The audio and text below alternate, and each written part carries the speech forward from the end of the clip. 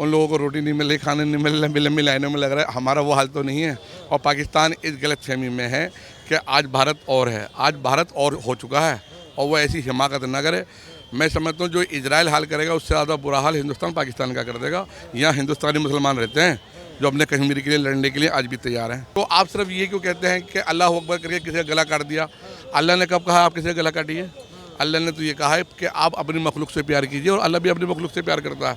हमारा मज़हब तो कहता है कि अगर आपके घर के बराबर में कोई भी रह रहा है, आपका पड़ोसी, वो किसी भी मज़हब से ताल्लुक़ रखता है, अगर वो भूखा है, वो परेशान है और आपको चैन की नींद आ रही है, तो फिर आप अच्छे मुसलमान नहीं हैं। क्या नाम हुआ अपना?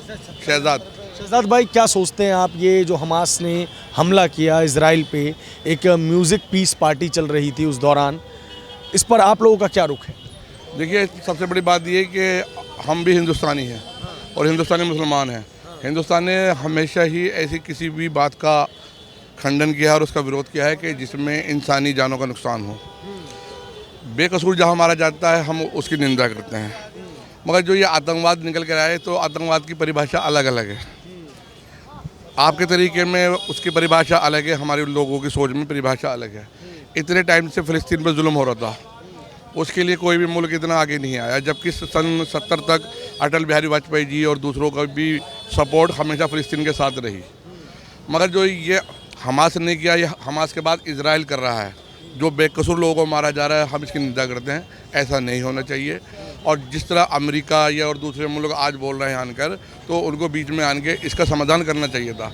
वक्त रहते अगर इसमें आप समाधान करते तो आज जो दुनिया के सामने एक शक्ल निकल कर आई है, ये ना। क्या ये जो ईरान, लेबनान जैसे देश हैं जो इस फ़िलिस्तीन के मसले को लगातार कहीं ना कहीं पॉलिटिसाइज करते हैं या हवा देते हैं, आग देते हैं, इनकी वजह से कई आम जानों को मुश्किलात का सामना नहीं करना पड़ रहा? फ़िलिस्तीन की आम जनता तो शुरू से ही ख़तरे में है। वो शुरू से ही ख़तरे में है ना, वो आज ख़तरे में नहीं है, वो शुरू से ही ख़तरे में है। और फ़िलिस्तीन की जनता पे अत्याचार हुआ, ये तो आप मानते हैं ना? ये नहीं मानते? इंदिरा गांधी जी ने भी फ़िलिस्तीन को सपोर्ट किया था, अटल बिहारी वाजपेयी जी ने भी फ़िलिस्तीन को सपोर्ट किया था। इसलिए सपोर्ट किया था कि उनका स्टैंड वही है कि बेकसूरों के साथ इंसाफ हो, और हमेशा हिंदुस्तान मजलूम के साथ खड़ा है। देखिए, हमारी जो हिंदुस्तान की तारीख रही है ना, जो मैं समझता हूँ कि हमने अपनी पूरी लाइफ के अंदर, हिंदुस्तान जब से बना है, जब से हिंदुस्तान वजूद में आया, हमने कभी किसी मुल्क पर आज तक हमला नहीं किया। ये बात अलग है कि अगर लोगों ने हम पे हमला किया है तो हम अपने डिफेंस के लिए उनसे लड़े, मगर हमने कभी किसी को सताया नहीं। तो यह हमारी तहजीब है कि अगर आज इजरायली इंसान या फ़िलिस्तीनी इंसान मारे जा रहे हैं तो हमें तकलीफ़ है कि ये नहीं होना चाहिए। और मोदी जी को ये चाहिए, जिस तरह मोदी जी यूक्रेन और आपका रूस के झगड़े में मध्यस्थता कर रहे थे, जंग रोकने की कोशिश कर रहे थे, वो दोनों को समझाएं, और मुझे लगता है दोनों लोग उनकी बात मानेंगे। इजराइल और फ़िलिस्तीन दोनों मोदी की बात मानेंगे, आपको लगता है? बिल्कुल मानेंगे। आज पूरी दुनिया मान रही है। दुनिया में ऐसा कौन नहीं है जो मोदी जी की बात नहीं मान रहा।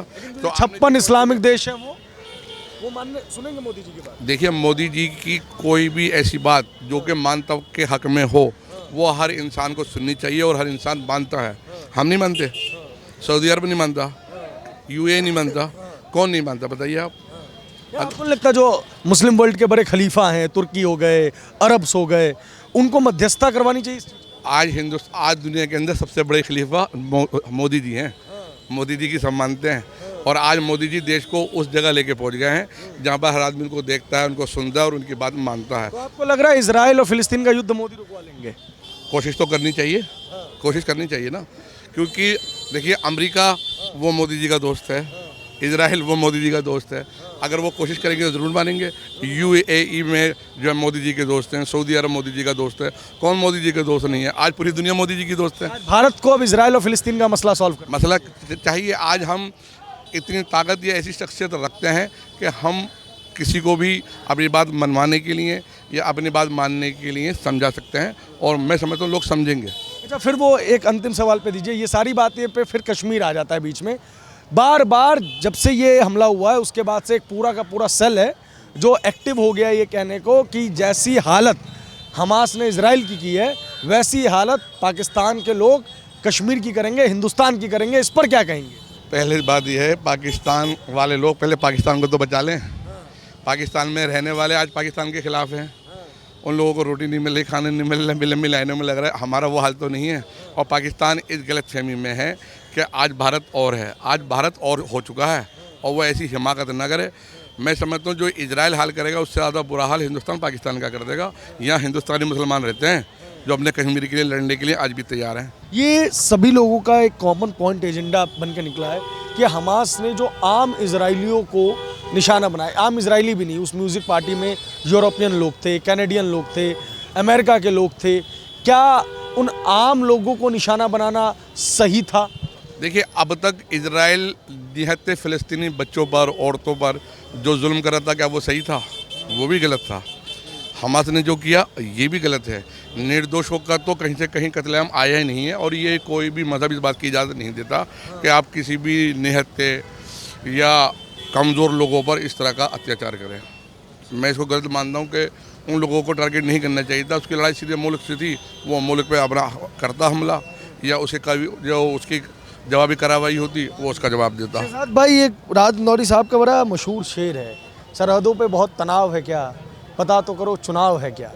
कहा तो उन्होंने भारत के संदर्भ में है, लेकिन कई लोगों का ये मानना है कि हमास की जो प्रासंगिकता थी वो हो रही थी ख़त्म। ठीक है, हमास की वैल्यू आम फ़िलिस्तीनी भी नहीं कर रहा था, और जो बड़े ग्लोबल कंट्रीज़ हैं वो फ़िलिस्तीन इजराइल के मैटर पे कभी भी अब हमास को कॉन्फिडेंस में लेना ज़रूरी नहीं समझ रहे थे। तो हमास ने क्या सिर्फ अपनी इमेज को बड़ा करने के लिए 22 लाख आम फ़िलिस्तीनियों की जान को खतरे में नहीं डाल दिया ये इस कृत्य को करके? हमास को किसने बनाया था? फ़िलिस्तीनियों की बनाई हुई है। हमास को सबसे पहले ताकत दी थी इजराइल ने, जो फ़िलिस्तीनी नेता उस टाइम काम कर रहे थे उनको दबाने के लिए। सद्दाम हुसैन को, ठीक है, सद्दाम हुसैन को ताकत किसने दी? ईरान को दबाने के लिए अमेरिका ने। बिन लादेन किसने बनाया? उमर किसने बनाया? अमेरिका ने। तो जो बड़े बड़े मुल्क हैं अपने फ़ायदे के लिए इंसानी जानों से सौदा कर रहे हैं और उनको नुकसान पहुंचा रहे हैं। आप हिंदुस्तान को ले लीजिए, हिंदुस्तान के अंदर कोई मुसलमान हिंदू भाई का कातिल नहीं है, कोई हिंदू भाई मुसलमान भाई का कातिल नहीं है। कातिल हैं यहाँ के पॉलिटिशियन जो एक दूसरे भाई को एक दूसरे भाई से मरवा रहे हैं। तो यही मैं आपसे कहूँगा, जो भी हो रहा है इस टाइम, चाहे फ़िलिस्तीन में या इजराइल में, जहाँ आम नागरिक मारे जा रहे हैं वो गलत है और हम लोग भी इसका विरोध करते हैं। अच्छा, एक वो हमने देखा कि हमास पे हमला हुआ तो कई भारत सरकार, हमास ने जो हमला किया, भारत सरकार का तो स्टैंड ये था, नरेंद्र मोदी ने ट्वीट किया कि इस दुखद घड़ी में भारत जो है वो इजराइल के साथ खड़ा है। लेकिन तभी हम देखते हैं कि कई लोग जो हैं वो हमास के इन आतंकियों को मुजाहिद कहने लग जाते हैं, जिहाद इसको कहने लग जाते हैं। इस पे आप लोगों का क्या रुख है? देखिए, हिंदुस्तान ने हमेशा ऐसे लोगों का साथ दिया है, हमेशा जिन लोगों के ऊपर कोई मुसीबत आई है या वो किसी ट्रेजेडी में फंस गए। तो इस टाइम हिंदुस्तान का और इजराइल के संबंध बहुत अच्छे हैं, तो हिंदुस्तान भी इजराइल के साथ ही खड़ा है क्योंकि उस पर हमला हुआ है। संबंध छोड़िए, आप मुझे ये बताइए, जिस तरीके से एक महिला को नग्न परेड कराई गई, मरी हुई महिला, इस्लाम नहीं देता इसकी इजाज़त। इस्लाम इसकी इजाज़त नहीं देता। आप गीता पढ़कर अगर चोरी करते हैं तो क्या गीता जिम्मेदार है?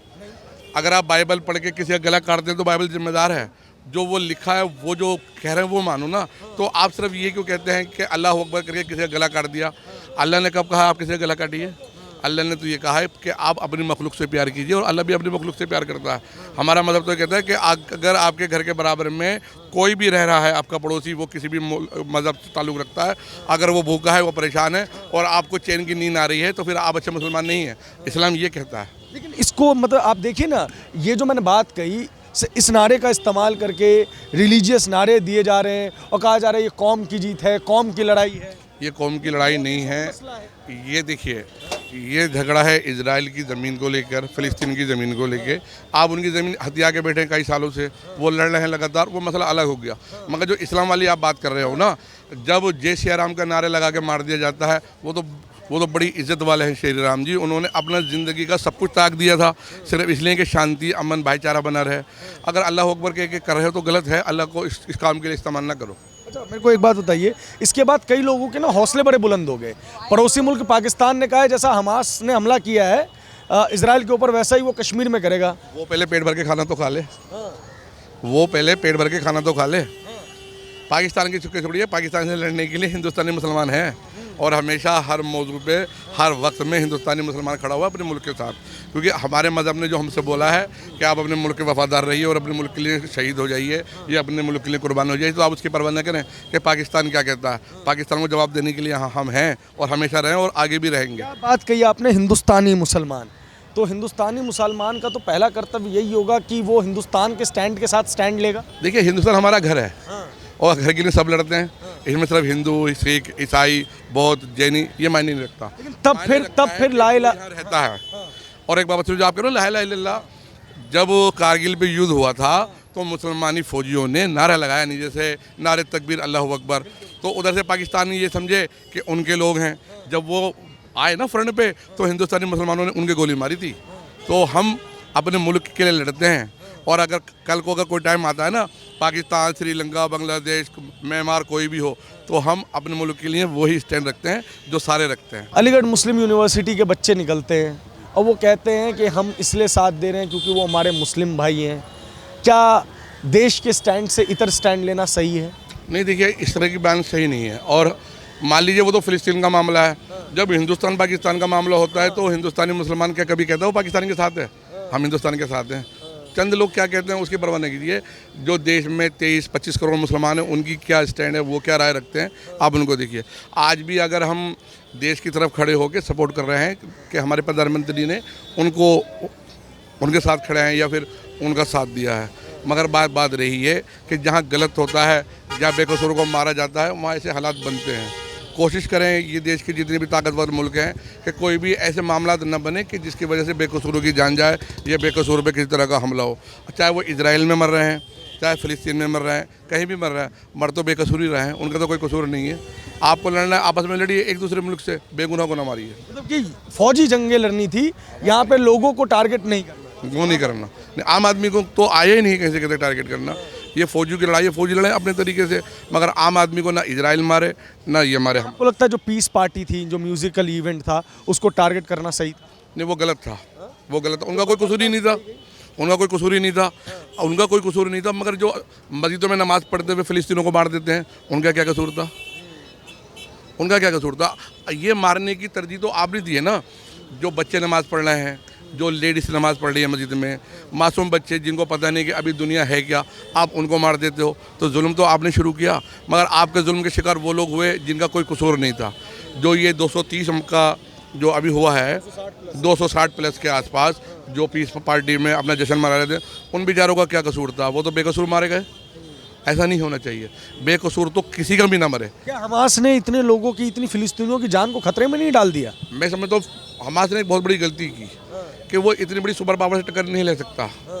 इसका खामियाजा फ़िलिस्तीन को भुगतना पड़ेगा और शायद ये 3 दिन में फ़िलिस्तीन इसका खामियाजा भुगत रहा है, बहुत बड़े पैमाने पे भुगत रहा है। और मुझे लगता है कि आने वाले टाइम में मिडिल ईस्ट का जो नक्शा है उसमें चेंजिंग आएगी, कि इजराइल छोड़ेगा नहीं।